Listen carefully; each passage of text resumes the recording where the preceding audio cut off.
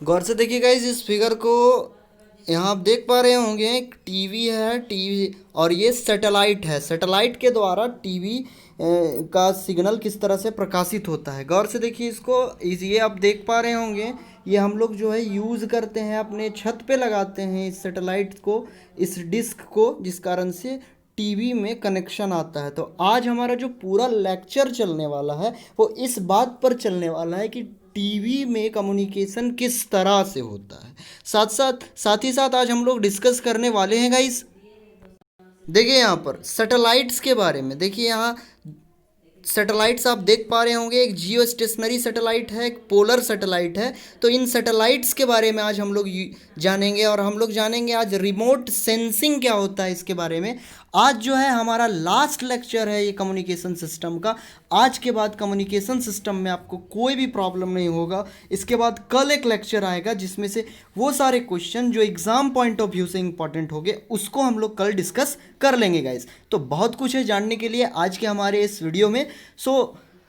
Video को start करने से पहले गाइस एक जो बच्चे नए हैं उनके लिए हम बता दें गाइस, इस चैनल में हम लोग डेली कैरी ऑन करते हैं गाइज। हिस्ट्री एनसीईआरटी क्लास 6 से 12, ज्योग्राफी एनसीईआरटी क्लास 6 से 12, पॉलिटी एनसीईआरटी क्लास 6 से 12, इकोनॉमिक्स का क्लास 9 से 12, या 11 12 लिखा हुआ है गलती से। जनरल साइंस का पोर्शन क्लास 6 से 12, तमिलनाडु का जो हिस्ट्री का पोर्शन आता है उसको हम लोग कवर करते हैं। स्पेक्ट्रम का जो मॉडर्न इंडियन हिस्ट्री आता है उसको हम लोग कवर करते हैं। योजना डिस्कशन वीकली लेके आते हैं, कुरुक्षेत्र डिस्कशन वीकली लेके आते हैं। फिजिक्स क्लास 11 और 12 का, जिसमें क्लास 12 का इलेक्ट्रोस्टैटिक्स खत्म हो चुका है गाइज, और कम्युनिकेशन सिस्टम जो है आगे हम लोग कैरी ऑन करने वाले हैं। सारे वीडियोस का जो लिंक है वो हम इस वीडियो के डिस्क्रिप्शन बॉक्स में डाल देंगे, कृपया आप जा करके एक बार डिस्क्रिप्शन बॉक्स को जरूर चेक करें। जी मेंस का मटेरियल यहाँ पर प्रोवाइड किया जाता है, नीट का material, NDA, air force, state PCS और यूपीएससी का मटेरियल बेसिकली यहाँ पर अभिषेक सर के द्वारा आपको प्रोवाइड करवाया जाता है गाइस। तो वीडियो स्टार्ट करते हैं बिना किसी देरी के। आज का वीडियो हम स्टार्ट करते हैं गाइज एक क्वेश्चन के साथ। तो हमारा जो पहला क्वेश्चन है बेसिकली कि why sky waves are not used for the transmission of TV signal. मतलब टीवी सिग्नल को एक जगह से दूसरा जगह पहुंचाने के लिए स्काई वेव का यूज़ क्यों नहीं किया जाता है। इस क्वेश्चन का आंसर जानने से पहले आपको ये जानना ज़रूरी है गाइज कि व्हाट आर स्काई वेव्स, उनका रेंज कहाँ होता है, आखिर क्या कारण है कि वो नहीं जा पाते हैं। तो देखते हैं एक बार स्काई वेव को रिवाइज करते हैं, फिर हम लोग आगे चलते हैं गाइज।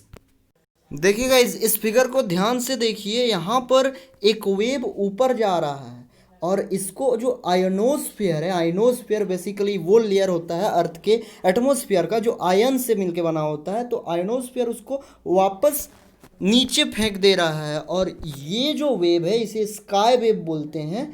और ये जो वेव है इसको हम लोग स्काई वेव बोलते हैं, इसको आप ध्यान में रखिएगा गाइस। और इसका फ्रीक्वेंसी होता है 300 किलो हर्ट्ज से 30 मेगा हर्ट्ज तक, इसको आप ध्यान में रखिएगा, बहुत ही ज़्यादा यूज़ होगा इसका। और इधर जो जा रहा है वो ग्राउंड वेव है, ध्यान से देखिए।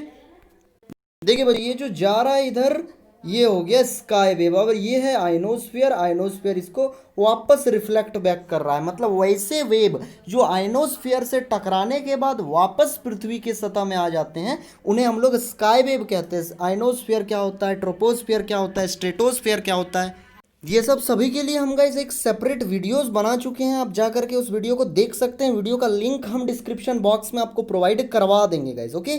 तो इस वेव को स्काई वेव कहते हैं, और जिस तरीके से स्काई वेव एक जगह से दूसरा जगह जाता है उसको हम लोग बोलते हैं स्काई वेव प्रोपगेशन। यहाँ पर देखिए तीनों तरह का दिया हुआ है। देखिए एक स्ट्रेट जिसमें स्काई की ज़रूरत नहीं पड़ती, ये ग्राउंड वेव प्रोपगेशन होता है। एक जो आयनोस्फीयर के द्वारा रिफ्लेक्ट करवा दिया गया ये हो गया स्काई वेव। अब देखियो जो आयनोस्फीयर से भी ऊपर चला जाए स्पेस में, जिसको सैटेलाइट नीचे भेज रहा है, देख रहे हैं ऐसे, तो इसको हम लोग बोलते हैं स्पेस वेव। तो बेसिकली जो आयनोस्फीयर के द्वारा नीचे फेंक दिया जाता है उसे हम लोग कहते हैं स्काई वेव। देखिए गाइस आप यहाँ पर देख पा रहे होंगे, it is the layer of the earth atmosphere which is composed of charge particles ions. मतलब वैसा लेयर अर्थ के एटमोस्फेयर का जो आयन से मिलके बना होता है, और कम्युनिकेशन सिस्टम में बहुत ही अच्छा रोल प्ले करता है क्योंकि ये इंफॉर्मेशन सिग्नल को वापस रिफ्लेक्ट बैक करता है अर्थ के सरफेस पर। तो जो रिफ्लेक्ट बैक होकर के आ जाता है उसको हम लोग बोलते हैं स्काई वेव, ओके। इसका फ्रीक्वेंसी रेंज है, याद रखिएगा गाइस, 300 किलो हर्ट्ज से 30 मेगा हर्ट्ज तक, ओके। आगे चलते हैं, अब आज का क्वेश्चन देखते हैं, आसानी से आप खुद सॉल्व कर लीजिएगा। देखिए बच्चे, अब इसका हम लोग आंसर देखेंगे कि क्यों आखिर स्काई वेव का यूज़ नहीं किया जाता है टीवी सिग्नल्स के लिए। तो हम लोग सब जानते हैं कि जो फ्रीक्वेंसी रेंज है स्काई वेव का वो होता है 3 मेगाहर्ट्ज, 300 किलोहर्ट्ज या 3 मेगाहर्ट्ज से 40 मेगाहर्ट्ज तक होता है, 30-40 के रेंज में होता है। इसको आप रफली याद रख सकते हैं, 30 या 40 मेगाहर्ट्ज के बीच में होता है, मतलब 3 मेगाहर्ट्ज से 40 मेगाहर्ट्ज। लेकिन हम लोग ये भी जानते हैं कि जो फ्रीक्वेंसी रेंज होता है ना बच्चे टीवी सिग्नल्स का, वो बहुत ही ज़्यादा हाई होता है। वो स्टार्ट ही होता है 54 मेगाहर्ट्ज से, समझ रहे गाइस। अब देखिए 54 मेगाहर्ट्ज उसका होगा तो क्या होगा, देखिए देखिए बच्चे, आप लोग रिवाइज नहीं कर रहे हैं, हम कल भी आपको समझाए थे। देखिए मान के चलते हैं ये हमारा अर्थ का सरफेस है, ये आइनोस्फीयर है, इसका रेंज है 3 मेगाहर्ट्ज से 40 मेगाहर्ट्ज। तो मान लीजिए 28 मेगाहर्ट्ज का ऊपर गया तो इसको वापस नीचे धकेल देगा, क्योंकि ये इसके रेंज के अंदर है। लेकिन मान लीजिए हम लोग 47 मेगाहर्ट्ज का ऊपर भेज रहे हैं, ये क्या करेगा, आइनोस्फीयर को चीरता हुआ ऊपर चल जाएगा, क्योंकि आइनोस्फीयर के पास इस 47 मेगाहर्ट्ज को झेलने की कैपेसिटी नहीं है, क्योंकि उसका मैक्सिमम कैपेसिटी कहाँ तक है, तो उसका मैक्सिमम कैपेसिटी है 40 मेगाहर्ट्ज। बेसिक एग्जाम्पल के तौर पर इसको हम लोग समझ सकते हैं, जैसे मान के चलते हैं कि अगर मान लीजिए कोई कोई बुलेट, कोई गोली अगर मतलब 20 किलोमीटर पर आवर के रफ्तार से आ रहा है, तो मान लीजिए हम उसको अपने हाथ वगैरह से रोक लेंगे, ऐसा मान सकते हैं, ऐसा हाइपोथेटिकली आप सोच लीजिए। लेकिन अगर वो 150 किलोमीटर प्रति घंटे की रफ्तार से आएगा तो वो आपको आपके बॉडी को छेद करते हुए निकल जाएगा या नहीं, क्योंकि आपके पास उसको रोकने की कैपेसिटी नहीं है। उसी प्रकार से जो 40 मेगाहर्ट्ज से नीचे का जो सिग्नल होता है उसको रोकने का कैपेसिटी है आयनोस्फीयर के पास, लेकिन उससे ज़्यादा का जो है रोकने का कैपेसिटी नहीं है। इसलिए अगर 40 मेगाहर्ट्ज से ज़्यादा फ्रीक्वेंसी का इंफॉर्मेशन सिग्नल जाता है तो वो आयनोस्फीयर से ऊपर चला जाता है। और हम बताए थे कल कि वैसा वेव जो आयनोस्फीयर को चीरता हुआ ऊपर चला जाता है स्पेस में, उसको बोलते हैं स्पेस वेव्स। और स्पेस वेव को जिस मेथड से प्रोपगेट करते हैं उसे कहते हैं स्पेस वेव प्रोपगेशन, जिसको करने के लिए हम लोग सैटेलाइट का यूज करते हैं गाइस। अब देखिए गाइस, लेकिन हम लोग जानते हैं कि उसका बहुत ही हाई होता है 54 मेगाहर्ट्ज, मतलब ये आयनोस्फीयर से ऊपर हो जाएगा। So the sky waves are not use, इसीलिए स्काई वेव का यूज नहीं कर पाएंगे, क्योंकि स्काई वेव उसी को बोलेंगे ना जो जिसको झेल लेगा आयनोस्फीयर। यहाँ तो आयनोस्फीयर उसको झेल नहीं पा रहा है, मतलब वो स्पेस वेव बन गया, इसलिए स्काई वेव का यूज नहीं किया जाता है, स्पेस वेव का यूज किया जाता है टीवी सिग्नल्स में। ये बहुत ही इंपॉर्टेंट है, 2 मार्क्स में क्वेश्चन पूछता है, आपको इसको ध्यान में रखना है गाइस। अब चलते हैं गाइस हमारे अगले टॉपिक में। हमारा जो अगला टॉपिक है वो है मॉडम। मॉडम क्या होता है कि इसका बेसिकली हम लोग सबसे पहले फुल फॉर्म देखते हैं। तो इसका फुल फॉर्म होता है मॉड्यूलेशन डीमॉड्यूलेशन। अब ये क्या होता है मॉड्यूलेशन डीमॉड्यूलेशन, तो इसका एक बार डेफिनेशन पढ़ते हैं। It is a device which connect the telephone line with the computer system. ये एक ऐसा डिवाइस है जो टेलीफोन लाइन को कंप्यूटर सिस्टम या इंटरनेट के साथ जोड़ता है, उसे हम लोग मॉडम कहते हैं। कॉमन भाषा में हम लोग इसको कैसे समझेंगे, समझिएगा, इस बहुत ही आसान है, एक बार में आप समझ जाइएगा। देखिए बच्चे, अगर हम एक मोबाइल फ़ोन की बात करें तो वो कौन सा ऐसा डिवाइस है जो इस मोबाइल फ़ोन को इंटरनेट के साथ कनेक्टेड रहता है, तो वो है सिम कार्ड। तो SIM card is nothing, it is a type of modem. तो मॉडम आप इसको समझ सकते हैं। तो मॉडम एक ऐसा डिवाइस है जो किसी कंप्यूटर को, यहाँ पर कंप्यूटर के केस में आप मोबाइल समझ सकते हैं, क्योंकि mobile is a mini computer, हम लोग सब जानते हैं। तो देखिए, सिम कार्ड एक ऐसा मॉडम है जो मोबाइल को नेटवर्क के साथ, इंटरनेट के साथ जोड़ता है। और वैसा डिवाइस जो किसी भी कंप्यूटर को नेटवर्क के साथ जोड़ता है उसे हम लोग कहते हैं मॉडम। समझ गया? यहाँ देखिए, टेलीफोन लाइन ये है मॉडम, ये है कंप्यूटर जोड़ रहा है, सिम कार्ड जोड़ रहा है। मान लीजिए ये नेटवर्क है, this is mobile and this is your SIM. तो यही जो सिम है वो इस नेटवर्क को आपके मोबाइल से जोड़ेगा। 1 मिनट, गंदा हो गया थोड़ा सा, देखिए यहाँ पर है ना, ये जो है नेटवर्क लाइन है, ये आपका सिम कार्ड, ये आपका मोबाइल। ओके, अब चलते हैं आगे। ये जो है वो सेंड करता है और रिसीव करता है इंफॉर्मेशन को। मोबाइल के थ्रू इंफॉर्मेशन को सेंड और रिसीव करने का काम कौन करता है, सिम कार्ड ही करता है। तो सिम कार्ड की मदद से ही करते हैं, मॉडेम का ही काम होता है वो इंफॉर्मेशन को सेंड और रिसीव करना। हमारा अगला टॉपिक होगा गाइस अब इंटरनेट। देखते हैं अब समझिएगा इसके इंटरनेट किसे कहते हैं। It is a network of network. Internet मतलब पूरे वर्ल्ड का कंप्यूटर अगर एक दूसरे से कनेक्टेड है तो जिस माध्यम से कनेक्टेड है उसे हम लोग कहते हैं इंटरनेट। बहुत ही आसान है, आप जानते हैं सभी बच्चे आजकल यूज़ करते हैं इंटरनेट का, बहुत ही ईजी सा कॉन्सेप्ट है।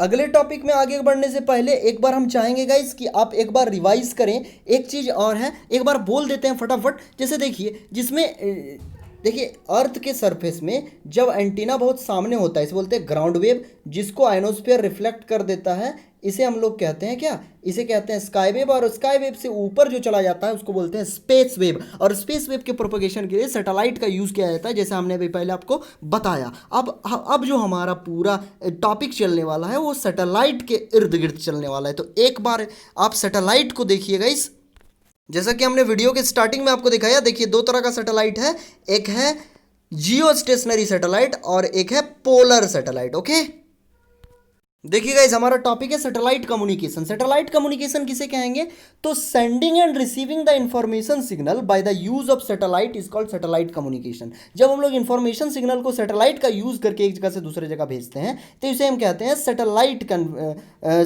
कम्युनिकेशन। और जब इंफॉर्मेशन को भेजा जाता है इसे कहते हैं अपलिंक, और उसको जब वापस नीचे रिफ्लेक्ट किया जाता है तो इसे हम लोग कहते हैं डाउन लिंक। क्या कहते हैं इसे, डाउन लिंक कहा जाता है।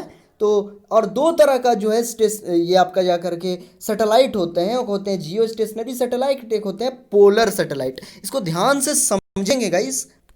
देखिए गाइस यहाँ पर ये जो ऊपर जा रहा है सैटेलाइट के पास इसे हम कहेंगे अपलिंक, और यहाँ पर सैटेलाइट जो उसको नीचे भेज रहा है इसे कहेंगे हम लोग डाउन लिंक। और सैटेलाइट्स दो तरह के होते हैं, एक होता है जियो स्टेशनरी, एक पोलर। उसको हम लोग समझेंगे एक एक करके।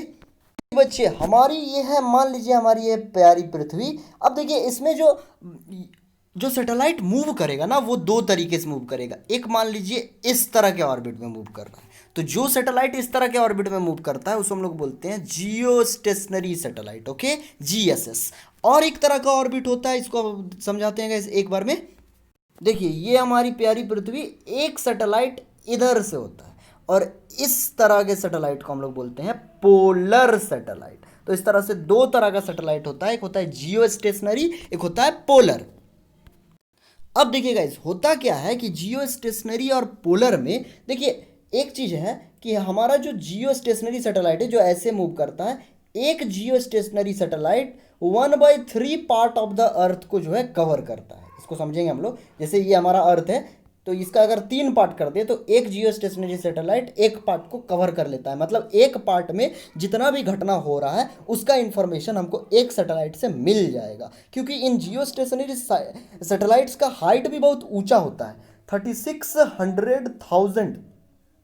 समझ रहे हैं, 3600,000 नहीं, 36,000 kilometre above the surface of earth. समझ रहे हैं, बहुत ही ज़्यादा हाइट होता है उनका। तो देखिए अब 1/3 मतलब एक तिहाई हिस्से को, इस हिस्से को एक सैटेलाइट कवर करेगा। मतलब पूरे पृथ्वी को अगर 3 पार्ट में बांट दें तो एक हिस्से को एक सैटेलाइट, मतलब पूरा पृथ्वी को अगर हम कवरेज देना चाहते हैं तो कितना चाहिए, 3 सैटेलाइट्स चाहिए।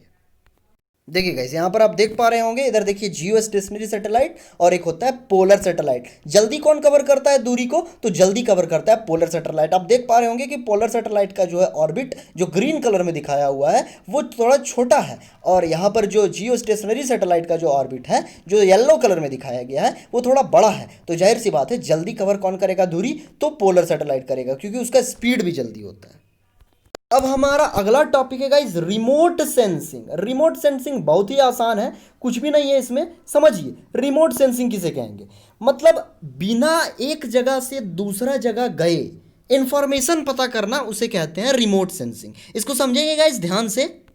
देखिए कि मान लीजिए कोई इंसान एक प्लेस में है ए और वो बी जगह के बारे में इंफॉर्मेशन जानना चाहता है, बिना वहां गए, वहां जाएगा नहीं लेकिन इंफॉर्मेशन पता कर लेगा, उसके कांटेक्ट में नहीं जाएगा लेकिन पता कर लेगा। तो ये जो मेथड है इसको बोलते हैं रिमोट सेंसिंग। इसमें कौन इस तरह से काम कर सकता है, तो वही सैटेलाइट। सैटेलाइट, आप एक मूवी देखे होंगे यूरी अटैक, आप जाके देख सकते हैं। उसमें एक जो है छोटा छोटा छोटा छोटा सैटेलाइट का ड्रोन का यूज़ किया जाता है जिसको गरुड़ नाम दिया जाता है। तो वो देखिए, वो जो बच्चा रहता है जो गरुड़ को कंट्रोल करता है, वो पाकिस्तान टेरिटरी में नहीं घुसता है, फिर भी वहाँ के बारे में इंफॉर्मेशन वो कलेक्ट कर लेता है। तो बिना एक जगह से दूसरा जगह गए अगर हम वहाँ का इंफॉर्मेशन कलेक्ट कर लेते हैं सिर्फ और सिर्फ वहाँ का इमेज वीडियो यूज़ करके, तो उसे हम लोग कहते हैं क्या, उसे हम लोग कहते हैं रिमोट सेंसिंग। फॉर एग्जांपल में एक और हम एग्जांपल आपको देंगे जो करंट का एग्जांपल है, वो ये है कि हमारे इंडिया में अभी देखा गया है कि टाइगर का पॉपुलेशन बढ़ गया है। अब टाइगर का पॉपुलेशन को बढ़ गया है, इसको जो है कौन से मेथड से उसको काउंट किया गया, तो सैटेलाइट के माध्यम से काउंट किया गया। सैटेलाइट को जो है पूरे जंगल में फिराया गया और देखा गया टाइगर्स के बारे में। तो टाइगर को तो जा जाके कोई काउंट किया नहीं, क्योंकि जाना पॉसिबल भी नहीं है, क्योंकि टाइगर बचेगा या हम बचेंगे, मैक्सिमम चांस है कि टाइगर ही बचेगा, हम मर जाएंगे। तो इसलिए जो है हम लोग जो है वहाँ नहीं जा करके इन्फॉर्मेशन पता कर लेते हैं बाय यूजिंग सैटेलाइट, बिना किसी फिजिकल कांटेक्ट के। तो इस मेथड को हम लोग बोलते हैं रिमोट सेंसिंग। इसका बहुत सारा फायदा भी होता है, इसको देखेंगे गाइस हम लोग। देखिए बच्चे, remote sensing the phenomena of getting information about a place without reaching the actual target of investigation, बिना वहां पहुंचे उसको हम लोग बोलते हैं रिमोट सेंसिंग। अब थोड़ा इसका हम लोग यूज देख लेते हैं गाइस, एक एक करके इसका यूज क्या क्या है। पहला यूज हम लोग देखेंगे इन वेदर फोरकास्टिंग, वेदर फोरकास्टिंग मौसम विभाग की जानकारी। दूसरा डिजास्टर मैनेजमेंट, कहाँ आपदा आ रही है, कहाँ बाढ़ आ रहा है ना। उसके बाद एग्रीकल्चरल इंडस्ट्री में इसका यूज़ किया जाता है, जैसे कौन सा क्रॉप में कौन सा बीमारी है, ये सब को सैटेलाइट के माध्यम से हम लोग रिमोट सेंसिंग का यूज़ करके प्रयोग कर सकते हैं।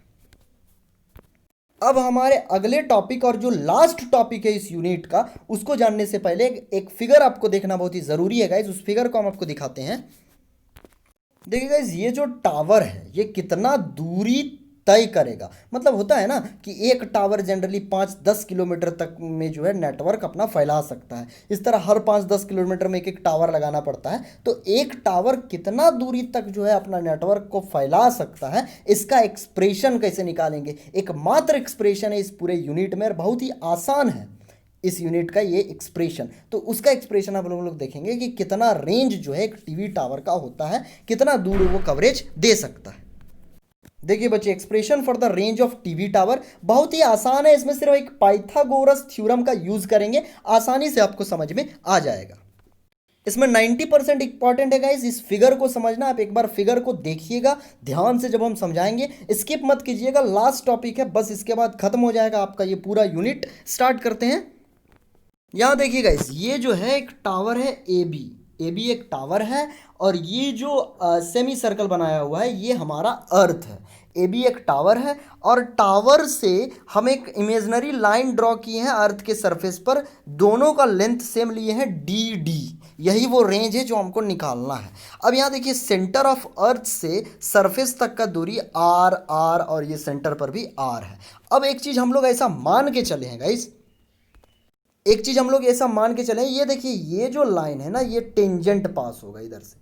और हम लोग सब जानते हैं अगर इस सर्कल को आगे बढ़ाएं तो ये जो टेंजेंट पर जो ये होता है आपका जा करके सर्कम, ये रेडियस, ये परपेंडिकुलर होता है। मतलब इन दोनों के बीच का एंगल क्या होगा, ये सर्कल की प्रॉपर्टी है कि जो टेंजेंट होता है रेडियस, इस पर 90 डिग्री का एंगल बनता है। तो यहाँ पर 90 डिग्री का एंगल इन दोनों के बीच में बना हुआ है। तो बेसिकली अगर देखा जाए तो ये, अगर हम ट्राइंगल की बात करें तो ये एक राइट एंगल ट्राइंगल, सिमिलरली ये भी राइट एंगल ट्राइंगल होगा, है ना। जो राइट एंगल कौन से एंगल पर होगा, एंगल एम पर, और इधर एंगल एन पर। ओके, तो अब स्टार्ट करते हैं गाइस। बहुत ही आसान है, हमको डी का एक्सप्रेशन निकालना है, क्योंकि डी ही वो दूरी है जहां तक इस टावर का नेटवर्क फैला हुआ है।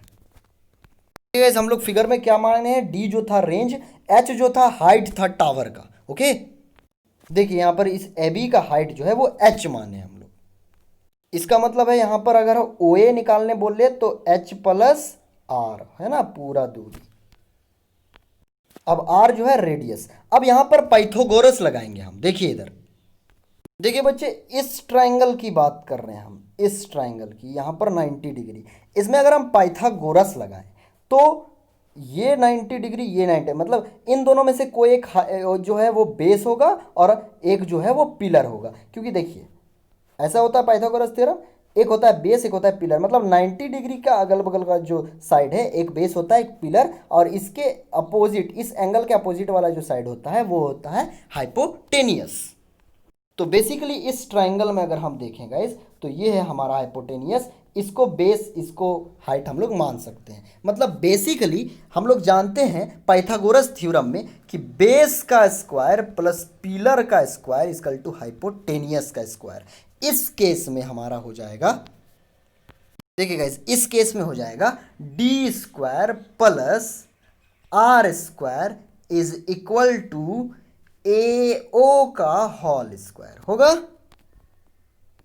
अब ए ओ का क्या, ए ओ को क्या लिख सकते हैं, मतलब D square plus R square is equal to A O के जगह हम लिख सकते हैं A B plus O B. देखिए यहाँ A B plus O B बराबर ए ओ। ओके, तो D square plus R square बराबर ए ओ का स्क्वायर था, तो ए ओ के जगह A B plus O B का होल स्क्वायर। देखते जाइएगा इसको एक एक करके। देखिए यहाँ पर O B plus B A का होल स्क्वायर हो गया। ओके, इसी तरह से D square plus R square, O B बराबर एच था, तो एच प्लस आर का होल स्क्वायर। देखिए इसको एक बार, देखिए यहाँ पर ए बी के जगह हम लोग एच रखे है ना, तो ओ बी के जगह एच और बी ए के जगह आर का होल स्क्वायर, मतलब D square plus R square बराबर, देखिए ए प्लस बी का whole square A square plus B square plus 2ab होता है, मतलब एच प्लस आर का whole square H square plus R square plus 2hr। अब देखिए आर स्क्वायर इधर भी, आर स्क्वायर इधर भी, इधर आके माइनस हो जाएगा, मतलब खत्म हो जाएगा, मतलब आर स्क्वायर से आर स्क्वायर गया, मतलब बचा डी स्क्वायर बराबर एच स्क्वायर प्लस 2hr। देखिए गाइस, डी स्क्वायर बराबर एच स्क्वायर प्लस 2hr। अब एक चीज अगर हम ध्यान से देखें, देखिए गाइस यहां पर अगर हम आर और एच की बात करें तो हाइट जो होता है टावर का कितना होगा, 100 मीटर, 200 मीटर, 300 मीटर ज़्यादा से ज़्यादा। लेकिन जो रेडियस होता है अर्थ का वो होता है 6400 किलोमीटर। कहने का मतलब हुआ जो यहाँ पर हमारा जो रेडियस है ये बहुत ज़्यादा बड़ा होता है हाइट से। रेडियस इतना बड़ा होता है कि रेडियस को हम लोग समुंदर और हाइट को हम लोग एक ग्लास पानी के रूप में कंपेयर कर सकते हैं गाइस। इसका मतलब ये हुआ गाइस कि अगर हम लोग समुंदर में एक गिलास पानी फेंक दें तो समुंदर को ज़्यादा फर्क नहीं पड़ेगा। यहाँ पर जो एच स्क्वायर है वो इतना छोटा है आर के कंपैरिजन में कि इसको हम लोग नेगलेक्ट कर सकते हैं। मतलब डी स्क्वायर बराबर 2hr और इस तरह से डी बराबर √2hr, जहाँ 2 तो एक कांस्टेंट है, h जो है हाइट ऑफ द टावर है और r जो है वो रेडियस ऑफ अर्थ है। ये बहुत ही आसान सा टॉपिक था गाइज। यहाँ इस तरह से हमारा ये टॉपिक ख़त्म हुआ, इस तरह से हमारा कम्युनिकेशन सिस्टम भी पूरी तरह से ख़त्म हो गया। अब हमारा कल आपका वीडियो आएगा कि इसमें कौन सा टॉपिक इंपॉर्टेंट है जिसको आपको तैयार करना है एग्ज़ाम पॉइंट ऑफ व्यू से गाइज। साथ ही साथ एक चीज़ और बता दें गाइज कि हम लोग का जो है इस टॉपिक का आपको कोई भी PDF प्रोवाइड नहीं हुआ है, एक ही साथ सारा PDF आपको एक बार में मिल जाएगा जो बचा हुआ PDF है इस यूनिट का। अब हम आप ही से जो है राय चाहते हैं गाइस, कमेंट सेक्शन में बताइए आप कि ये वीडियो आपको समझ में आया या नहीं, ये पूरा यूनिट आपको समझ में आया या नहीं। बहुत ही आसान था लेकिन था 5 मार्क्स का, मतलब ये 2 यूनिट आप खत्म कर चुके हैं। अभी तक हम लोग पूरा 8 + 5 13 मार्क्स का सिलेबस हम लोग खत्म कर चुके हैं इस लॉकडाउन में। तो और एक यूनिट अगर अच्छे से पढ़ लेंगे तो 23 में पास होता है। तो कोई बच्चा ये 3-4 यूनिट छोटा बड़ा मिला के पढ़ लेना तो पास होने लायक हो जाता है। हम लोग को पास होना नहीं है, हम लोग का जो है अच्छा से नॉलेज भी बिल्डअप करना है गाइस। तो अब डिसीजन आपके ऊपर है, क्योंकि इसको हमने डिमांड पर पढ़ाया। बहुत बच्चे बोले कि सर यूनिट 10 जो है छोटा यूनिट उसको ख़त्म कीजिए, तो हम सोच रहे हैं कि एक बड़ा एक छोटा इसी तरह ख़त्म करते हैं। एक बड़ा यूनिट हमने ख़त्म किया इलेक्ट्रोस्टैटिक, उसके बाद एक छोटा यूनिट ख़त्म किया कम्युनिकेशन। अब एक बड़ा यूनिट स्टार्ट करते हैं, यूनिट नंबर 2, जिसका नाम है करंट इलेक्ट्रिसिटी। अगर आप इसके अलावा कोई दूसरा यूनिट स्टार्ट करवाना चाहते हैं तो कमेंट सेक्शन में बोलिए। आपका अगर देखते हैं जो बच्चे अगर ज़्यादा डिमांड में होगा तो वही यूनिट हम स्टार्ट कर देंगे गाइज। ओके, तो मिलते हैं फिर नेक्स्ट लेक्चर में। और नेक्स्ट लेक्चर बहुत ही इंपॉर्टेंट रहने वाला है। वो जो लेक्चर हमारा रहने वाला है वो बेसिकली रहने वाला है आपका जा करके इसके बारे में, इंपॉर्टेंट क्वेश्चंस के बारे में। तो उसको नहीं मतलब मिस मत कीजिएगा। और वीडियो पसंद आता है तो लाइक कीजिए, पसंद नहीं आता है तो डिसलाइक कीजिए। जो बच्चे नए हैं उनको समझ में आया है नहीं, कमेंट सेक्शन में बताइए। आया तो यस, नहीं तो नो। और नो तो क्यों नहीं समझ में आया, कहाँ दिक्कत रहा, वो डाउट आप पूछिए। और पसंद आता है तो लाइक कीजिए, नहीं पसंद आता है तो डिसलाइक कीजिए। डिसलाइक क्यों किया कमेंट सेक्शन में जरूर बताइएगा इस। और अगर पसंद आता है तो देखिए कहीं कहीं शेयर भी कर दीजिए कीजिए, ताकि हमारे मेंबर्स बढ़ते हैं तो इससे हमें हमें मोटिवेशन मिलता है। और पसंद आता है तो लाइक कर दिया कीजिए, इससे भी हमें बहुत ही ज़्यादा मोटिवेशन मिलता है गाइज। ओके, तो मिलते हैं फिर नेक्स्ट लेक्चर में, तब तक के लिए bye, God bless you all.